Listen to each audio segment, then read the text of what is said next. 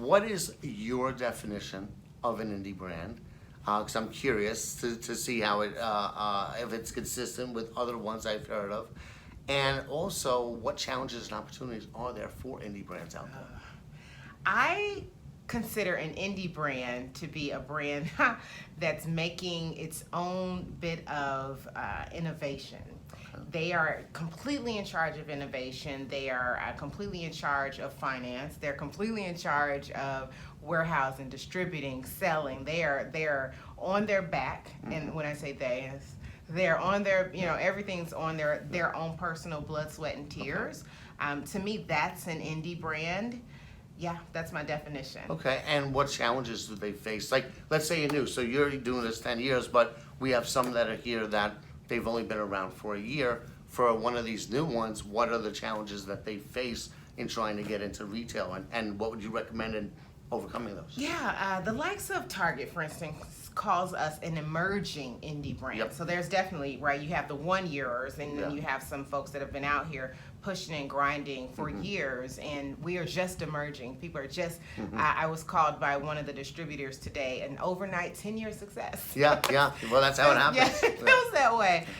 Some of the challenges I think that is for any brand that has just gotten out there is, of course, financing. But I think really being taken seriously is so tough, because it seems as though you almost need someone or something to take a chance on you. Yeah. And I nearly get misty-eyed when my family, and I call them family, my buyers, and I call them family because not only have they been supporting us for at least 6 years in retail, but they took a chance. Yeah. And that is what it takes to not only be a first mover as a retailer, but to be able to help support new innovative ideas. So you're right, essentially they are taking a chance Yeah. when they are working with any new brand. Yes.